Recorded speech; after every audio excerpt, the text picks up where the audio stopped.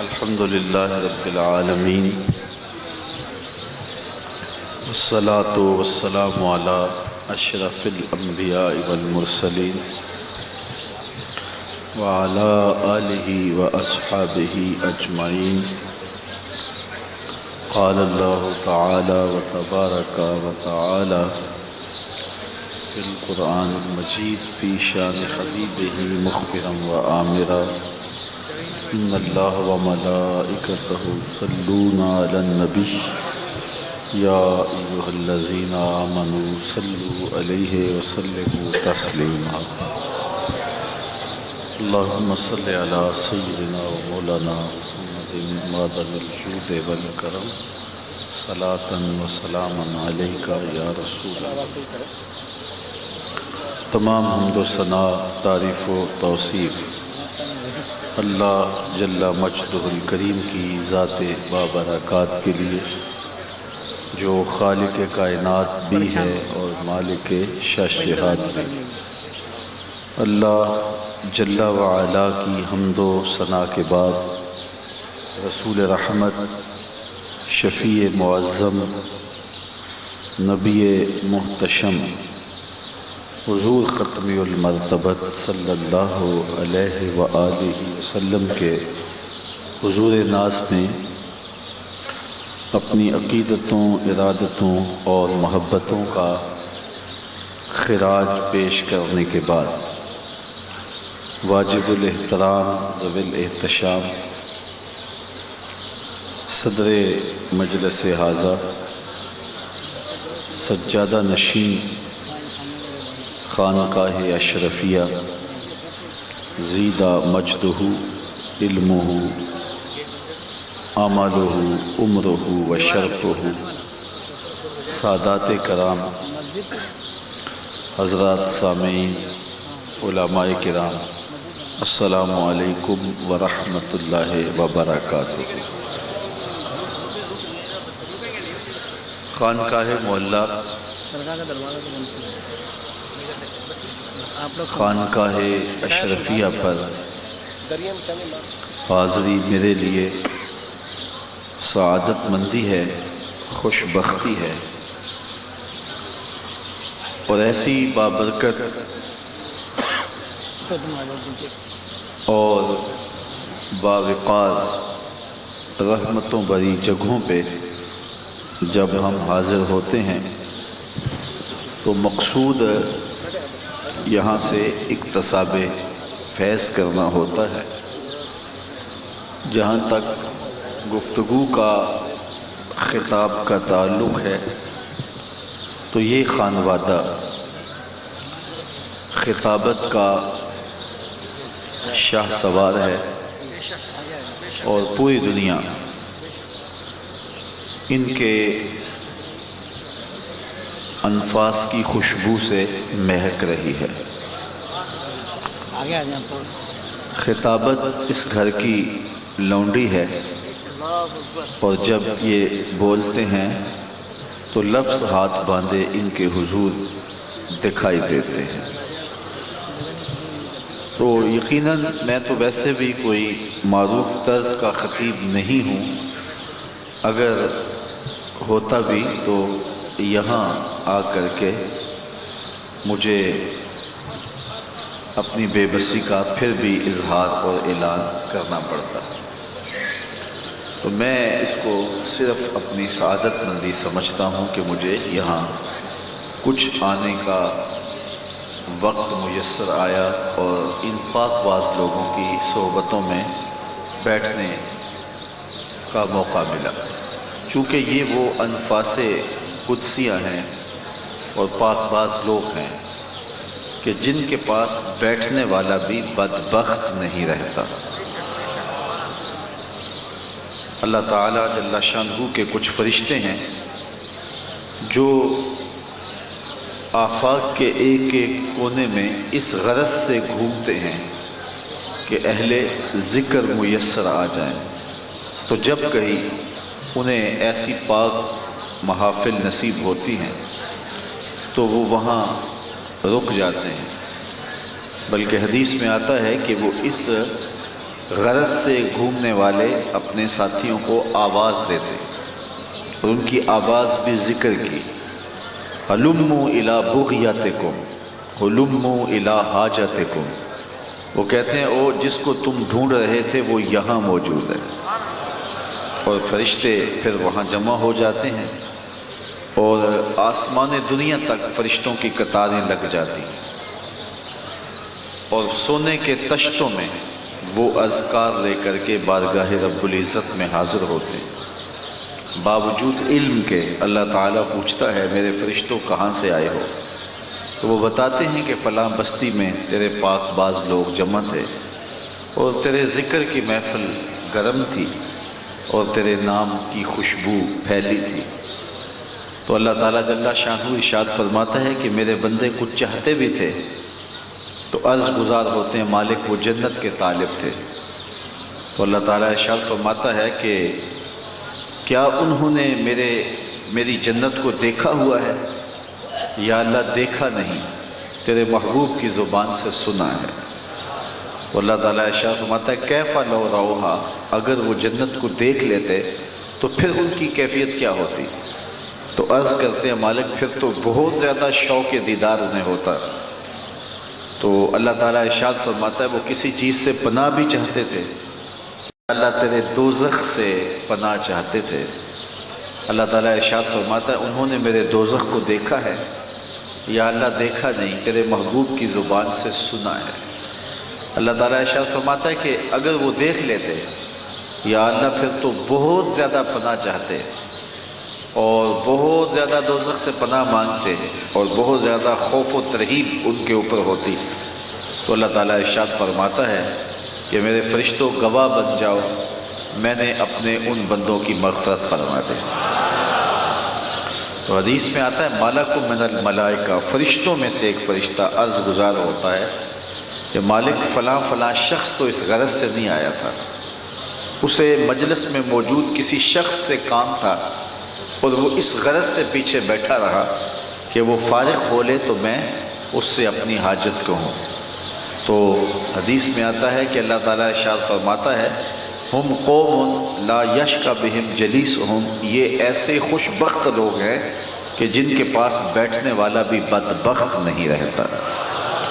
اٹھ فریدا ستیا تے میلا ویکھن جا، وت کوئی بخشیا مل جاوے تے تم ہی بخشیا جا۔ تو جب پاک لوگوں کی سنگت میں ہم پہنچتے ہیں تو وہاں برکتیں حاصل ہوتی ہیں۔ آپ نے وہ کہانی بھی علماء سے بارہا سنی، بنی اسرائیل کے ایک شخص نے 99 قتل کر دیے تھے اور پھر بے چینیاں اسے کسی کی دہلیز پہ لے گئی اور اس نے کہا کہ میں توبہ کرنا چاہتا ہوں۔ تو وہ شخص عالم نہیں تھا، اس نے کہا کہ تو اتنے جرم کیے ہیں اب تیری توبہ قبول نہیں ہے۔ تو اذا یائس الانسان طال لسانہ کسن نور مغلوب یسول علی القلب، جب بندہ مایوس ہو جاتا ہے تو پھر وہ زبان دراز بھی ہو جاتا ہے اور عواقب و نتائج سے بے خبر ہو کے جس طرح بلی کتے پہ حملہ آور ہو جاتی ہے تو پھر انسان جو ہے وہ جرائم کر بیٹھتا ہے۔ مایوسی جو ہے وہ انسان کو گناہ پر مزید آمادہ کرتی ہے، اس لیے اسلام نے ہمیں مایوسی سے بچنے کی تلقین دی گئی۔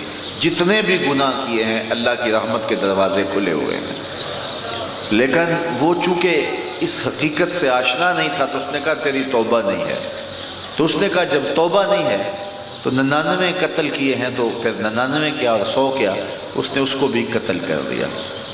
لیکن اندر وہ بے چینی اس کو پھر کسی اللہ والے کی چوکھٹ پہ لے گئی اور اس کو جا کے مسئلہ پوچھا کہ میں 100 اشخاص کا قاتل ہوں تو مجھے بتایا جائے کہ میرے لیے بھی کوئی توبہ کا راستہ ہے۔ تو اس نے کہا کہ فلاں بستی میں چلا جا، وہاں اللہ کے کچھ بندے رہتے ہیں، پاک باز ہستیاں ہیں، ان کی صحبت میں جا کے وقت گزار، ان کے الفاظ کی خوشبو سے تیرے من کے میل دھل جائیں گے اور تیرے باطل میں رحمتوں کے سویرے طلوع ہوں گے۔ تو وہ ان اللہ کے بندوں کی صحبت پانے کے لیے 100 اشخاص کا قاتل گھر سے نکلتا ہے، ابھی راستے میں تھا کہ وقت موت آ جاتا ہے اور فرشتہ روح قبض کر لیتا ہے۔ جب روح قبض کر لی گئی تو دونوں طرح کے فرشتے آ گئے۔ رحمت کے فرشتوں کا تقاضا یہ تھا کہ یہ توبہ کرنے جا رہا تھا تو ہم اس کی روح کو جو ہے وہ جنت میں لے جائیں گے، اعلیٰ علیین میں لے جائیں گے۔ اور جو دوزخ کے فرشتے تھے ان کا تقاضا یہ تھا کہ یہ 100 اشخاص کا قاتل ہے، یہ توبہ کے ارادے سے نکلا تو ہے لیکن ابھی اس نے توبہ کی نہیں، تو ہم اس کو جو ہے وہ اس کی روح کو جو ہے وہ سجین میں لے جائیں گے۔ تو فرشتوں کا آپس میں اس معاملے میں جو ہے وہ بحث مباحثہ چھڑ گیا، تو اللہ تعالیٰ جل شانہ نے ایک فرشتے کو ان کے لیے فیصلے کے لیے بھیجا کہ تو جا کے ان کے درمیان فیصلہ کر دے۔ اور اس نے جا کے فیصلہ کیا کہ ایسے کرو کہ زمین ناپ لو، اگر یہ اللہ والوں کی بستی کے زیادہ قریب ہے تو جنت والے لے جائیں، اور اگر یہ اپنے گھر کے قریب ہے تو پھر جہنم والے لے جائیں۔ تو زمین کو ماپا جانے لگا۔ اللہ اکبر! یہاں میرے بزرگ ایک بات کہا کرتے تھے کہ جس راستے پہ وہ توبہ کے لیے نکلا اور جو پگڈنڈی اللہ کے ولیوں کی چوکھٹ کی طرف جاتی تھی، رب نے کہا اس راستے کا اعزاز یہ ہے اس کی ایک ایک انچ جو ہے اس کو ماپا جائے گا۔ اللہ کے فرشتے اس راستے کو ماپ رہے ہیں۔ اچھا، وہ ابھی دور تھا اور اللہ والوں کی بستی جو ہے وہ اتنی قریب نہیں تھی، وہ اپنے گھر سے زیادہ قریب تھا۔ زمین کو حکم دیا گیا کہ وہ آگے سے سکڑ جائے اور پچھلی زمین کو حکم دیا گیا کہ پھیل جائے۔ اور ایک روایت ہے جب وہ گرا تو گرتے گرتے وہ ایک بالشت رینگ کے آگے ہو گیا، اور جب وہ فاصلے ناپے گئے تو ایک بالشت وہ اللہ والوں کی بستی کے نیڑے نکلا، تو اس کو اہل جنت والے جنت کے فرشتے اس کی روح کو جو ہے وہ جنت کی طرف لے کے روانہ ہوتے ہیں۔ اب یہ کیا عجیب صورتحال ہے کہ اللہ تعالیٰ حکم صادر فرما دیتا، اس کو اہل جنت لے جائیں یا دوزخ کے فرشتے سے لے جائیں، کہا کہ باقاعدہ فاصلے ماپے جائیں اور پھر دیکھا جائے کہ وہ قریب کس کے ہے۔ پھر وہ بستی جو اہل اللہ کی تھی وہ ابھی دور تھی، پھر اس زمین کو حکم دیا کہ تو سکڑ جا، اور پیچھے والی کو کہا کہ تو پھیل جا۔ تو کیا ضرورت تھی یہ بات کہنے کی؟ ویسے اللہ تعالیٰ کا حکم کافی تھا کہ جنت والے لے جائیں، تو اگلی زمین کو سکڑنے کا حکم نامہ دینا اور پچھلی زمین کو پھیلنے کا حکم نامہ دینا اور پھر زمین کو ماپنے کا حکم نامہ دینا، ایک فرشتے کا آنا اور فیصلہ کرنا، یہ اتنا کچھ کیوں ہوا؟ دنیا کو بتلانا مقصود تھا کہ جو ولیوں کی چوکھٹ کی طرف چلے اس کا اعزاز یہ ہے کہ جس دھرتی پہ چلے اس کا چپا چپا ماپا جائے گا، اور اگر وہ اہل اللہ کی بستی کے نیڑے ہو گیا تو پھر اس کو اعزاز و تکریم دی جائے گی۔ وہ 100 اشخاص کا قاتل تھا اور گھر سے چلا، ابھی وہ راستے میں تھا، منزل پہ نہیں پہنچا، تو اس کو تکریم و اعزاز سے نوازا گیا اور اہل جنت نے اس کا بڑھ کے استقبال کیا۔ اور پھر جو ولیوں کی چوکھٹ پہ پہنچ جاتے ہیں ان کے مرتبے کا عالم کیا ہوگا؟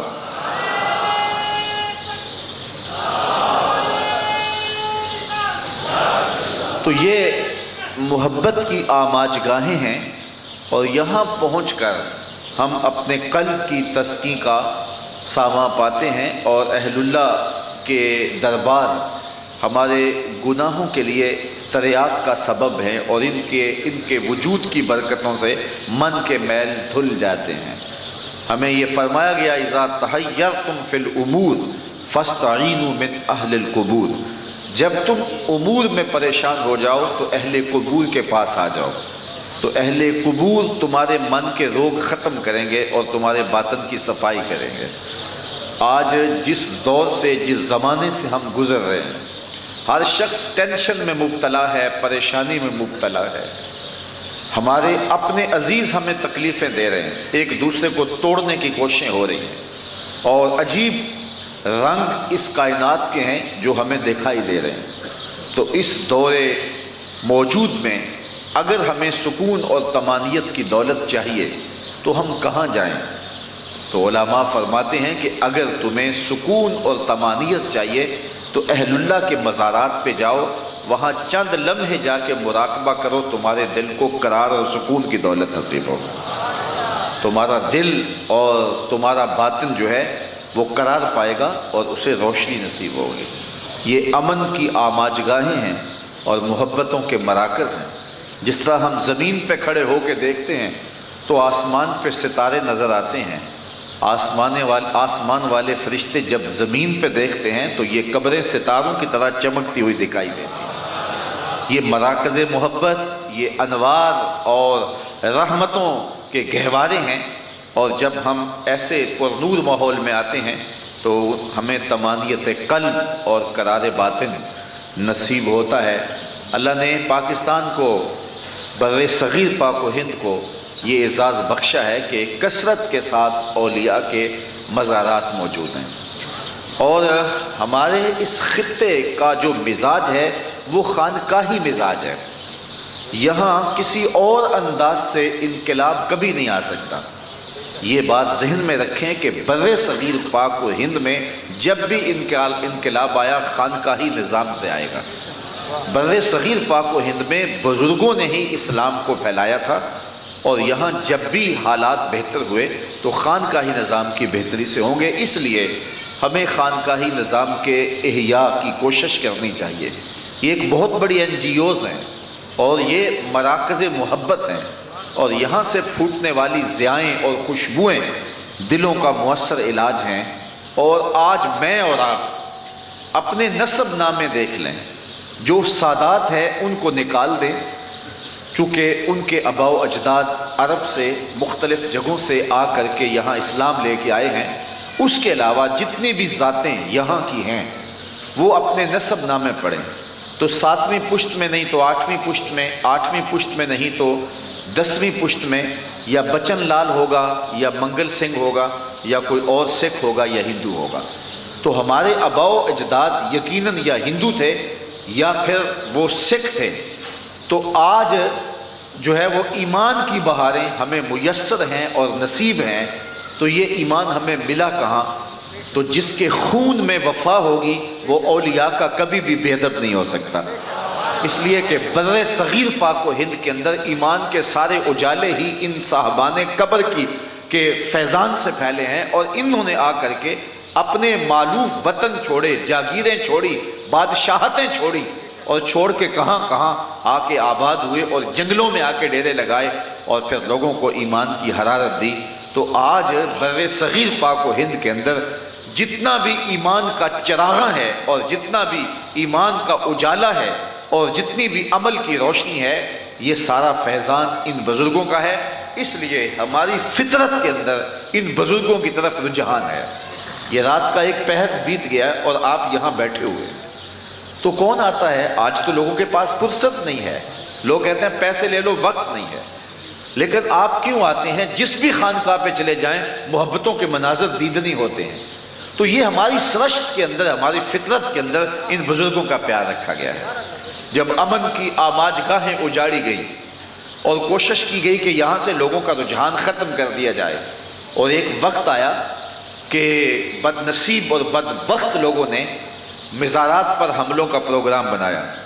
یہاں حضرت عبداللہ شاہ غازی کے مزار پہ بم دھماکہ ہوا، حضرت بابا فرید گنج شکر علیہ رحمہ کے مزار پہ بم دھماکہ ہوا، اور حضور ذاتاج کی چوکھٹ پہ جو ہے وہ مسلسل خودکش جو ہے وہ حملے کیے گئے۔ خیال یہ تھا ایک بد نصیب طبقے کا کہ امن کی ان آماجگاہوں کو بھی اجاڑ دیا جائے اور لوگوں کا جو رجحان ان خانقاہوں کی طرف ہے وہ بھی ہٹ جائے، اور کشاں کشاں لوگ دکھی جب چلے آتے ہیں ان چوکھٹوں پہ تو وہ یہاں سے دور ہٹ جائیں۔ تو انہوں نے خانقاہوں پر خودکش دھماکے کر کے ان خانقاہوں کو اجاڑنے کی کوشش کی۔ پھر اس کا نتیجہ کیا ہوا؟ لاہور جو ہے وہ ایک بم دھماکہ ہوا مون مارکیٹ کے اندر، اور اس میں چھوٹے چھوٹے بچوں کی بوٹیاں دیواروں سے چپک گئی۔ مائیں شاپنگ کر رہی تھی اور بچے باہر کھیل رہے تھے، تو بچوں کی بوٹیاں دیواروں سے چپک گئیں اور ماؤں کی ٹانگیں اعضائے بدنیاں اور دکانداروں کے اعضائے بدنیاں کٹ کٹ کے بکھر گئے، اور وہ ہولناک قیامت خیز منظر تھا۔ اور جو لوگ بچ گئے اور جنہوں نے وہ مناظر جو ہے وہ میڈیا پر دیکھے، پھر اتنا خوف اور ہراس پھیل گیا کہ بعد میں وہاں سیکورٹی کا بھرپور انتظام کر دیا گیا، لیکن مون مارکیٹ کا گاہک رخ نہیں کرتا تھا۔ حکومت نے یقین دہانی کرائی کہ اب یہ باقی مارکیٹوں کی نسبت زیادہ محفوظ ہے، لیکن لوگ وہاں ڈرتے جاتے نہیں تھے۔ لوگوں کے تصور میں وہ اڑتی ہوئی لاشیں اور وہ دیواروں سے چپکی ہوئی معصوم بچوں کی بوٹیاں اور جو ہے وہ عورتوں کے جو ہے وہ لاشیں پڑے ہوئے، اور کیا وہ مناظر تھے، وہ نگاہوں سے ہٹتے نہیں تھے۔ پورا ایک مہینہ جو ہے وہ تشہیر چلتی رہی، میڈیا پہ اور اخبارات میں آتا رہا کہ یہاں سیکورٹی کے فول پروف انتظامات کر دیے گئے ہیں، لہٰذا یہ مارکیٹ دوسری مارکیٹوں کی نسبت اب زیادہ محفوظ ہو گئی ہے۔ لیکن ایک خوفناک منظر جو وہاں سے گزر چکا تھا، تو اس وجہ سے لوگ ادھر رخ نہیں کر رہے تھے۔ یہ میں لاہور کی کہانی سنا رہا ہوں۔ اور جس رات کو حضرت داتا گنج بخش علی حجویری کی چوکھٹ پہ بم دھماکے ہوئے اور جو ہے وہ ایک نہیں کئی خودکش حملے ہوئے ایک ہی رات میں تسلسل کے ساتھ، اور درجنوں کے حساب سے لاشیں وہاں سے اٹھائی جاتی رہیں، ساری رات لاشیں اٹھائی جاتی رہیں، اور سحری کے وقت جو ہے وہ فرش خون سے دھویا گیا، اور جب صبح فجر کی نماز کا وقت آیا سارا حال نمازیوں سے بھرا ہوا تھا۔ میری مشاطگی کی کیا ضرورت حسن معنی کو کہ فطرت خود بخود کرتی ہے لالے کی حنا بندی۔ جو لالے کے پھولوں میں نقش بنے ہوئے ہوتے ہیں، یہ ہماری مشاطگی کی نہیں ہوتی ہے، ہم کنگا نہیں کرتے، یہ نشانات ہم نے نہیں لگائے ہوتے، فطرت خود بخود لالے کی حنا بندی کرتے ہیں۔ ان مزارات کی طرف لوگوں کا جو رجحان قلب ہے، دلوں کے اندر ان قبروں کے اوپر جو ہے قبروں کے لیے محبتوں کے جذبات اور عقیدتوں کے رشتے ہیں، یہ انمٹ ہیں، اس لیے کہ ہمارے آباء و اجداد کو دین ان لوگوں نے دیا ہے۔ تو جن لوگوں کے خون میں وفا ہوگی، جن کی سرشت میں وفا ہوگی، وہ کبھی بھی ان لوگوں کا، ان بزرگوں کا، ان پاک باز ہستیوں کا بے وفا اور غدار نہیں ہو سکتا۔ تو وہ ساری زندگی ان کے ساتھ وابستہ رہے گا۔ بر صغیر پاک و ہند کا مزاج یہ ہے، اور ہمیں انہی قبور سے روشنی لے کر کے اپنی زندگی کے اندھیروں اور ظلمتوں کو دور کرنے کی ضرورت ہوتی ہے۔ اور یہاں آ کر کے جب ہم آسودگی پاتے ہیں اور باطنی قرار ہمیں نصیب ہوتا ہے، تو پھر خود بخود یہاں آنے کو ہمارا جی چاہتا ہے۔ تو یہ آراس مقدس کے ایام ہو یا عام ایام ہو، تو ہمارا جو ان بارگاہوں کی طرف جو رجحان قلب ہے، وہ ایک فطری رجحان ہے اور وہ کبھی بھی ختم نہیں ہوگا۔ تو یہ اتنی مشق کئی سالوں سے کی جا رہی ہے کہ باقاعدہ اس عنوان سے فرقے کھڑے کیے گئے کہ مسلمانوں کے سینوں سے ان بزرگوں کا احترام اور ان کی تکریم اور ان کی عزت نکالی جائے، اور ان کی چوکھٹوں کے ساتھ جو ان کی وابستگی اور قلبی رشتے ہیں ان کو کمزور کیا جائے۔ اور اس کے لیے اتنا لٹریچر لکھا گیا اور اتنے ورق کالے کیے گئے کہ یہ کچھ دے نہیں سکتے، ان کی چوکھٹ پہ جانا نہیں چاہیے، یہاں حاضری کا فائدہ کوئی نہیں ہوتا۔ لیکن اتنی مشق کے بعد بھی لوگوں کا رجحان ختم نہیں ہوا، اور یہ ختم نہیں ہو سکتا۔ تو ہم اگر اس وطن میں بر صغیر پاک و ہند کے اندر کوئی تبدیلی لانا چاہتے ہیں، تو ہمیں خالص خانقاہی نظام کا احیاء کر کے ایک مؤثر تبدیلی لانے کی کوشش کرنی چاہیے، اور بے مقصد مشق کرنے کی بجائے ہمیں ان خانقاہوں سے جو ہے وہ دین کے کام کا آغاز کرنا چاہیے۔ آپ چچینیا کی سرزمین اور دیگر روس کے وہ علاقے جو فتح ہوئے ہیں ان کی تاریخ پڑھیں، وہ امام شامل اور دیگر لوگ جو ہیں وہ ان کے مزارات سے تحریکیں اٹھی ہیں، اور پھر وہ تحریکیں جو ہیں وہ باقاعدہ ایک اچھی صورت کے اندر آگے بڑھیں، اور پھر اللہ تعالیٰ نے جن کی اسلامی شناخت بھی کھو گئی تھی، جن کے اسلامی نام بھی کھو گئے تھے، آج ان کو دوبارہ حیات نو نصیب ہوئی ہے۔ تو یہ ان بزرگوں کے نفوس قدسیہ کا صدقہ ہے اور برکتیں ہیں۔ اللہ نے ہمارے مزاج میں جو ان کے لیے رجحان رکھا ہے اور ہمارے دلوں میں ان کے لیے محبتوں کی کیفیات پیدا کی ہیں، تو اس سے بھرپور فائدہ حاصل کر کے ان پاک باز لوگوں سے ہمیں روشنیاں اور اجالے حاصل کرنے چاہیے، اور ان کی قبور رحمت اور ان کی نورانی تربتیں یقیناً ہماری زندگی کے اجالے کا سبب بن سکتی ہیں اور زندگی کی ظلمتیں مٹا سکتی ہیں۔ صدیاں گزرنے کے باوجود بھی ان کی یادوں کے نقوش نہ کبھی دھندلے ہوئے نہ ہو سکتے ہیں۔ لارڈ کرزن جب یہاں وائسرائے ہند رہا اور جب یہاں سے گیا تو اس نے اپنی یادداشتوں پر مشتمل ایک کتاب لکھی، تو اس کے اندر اس نے لکھا کہ میں نے ہندوستان کے اندر دیکھا ہے اجمیر میں ایک قبر پورے ہندوستان پہ حکومت کر رہی ہے۔ تو یہ اصل دلوں کے حکمران ہوتے ہیں، دلوں پر ان لوگوں کا قبضہ ہوتا ہے، اور یہ قبضہ کبھی بھی ختم ہونے والا نہیں ہوتا ہے۔ تو آج اس مقدس خانقاہ معلیٰ میں ہماری حاضری ہماری عقیدتوں کا ثبوت ہے اور ہماری محبتوں کا ظرف ہے اور ہماری الفتوں کا ایک روشن حوالہ ہے، اور ہم اس خاک رحمت کو چوم کر آنکھوں کا سرما بنا کے اپنے لیے افتخار سمجھتے ہیں، اپنے لیے تکریم سمجھتے ہیں۔ چند لمحوں کے لیے یہاں آ کر کے بیٹھ جانا اپنے دل کے کتنے امراض کا مداوع ہے اور کتنے دکھوں کا علاج ہے۔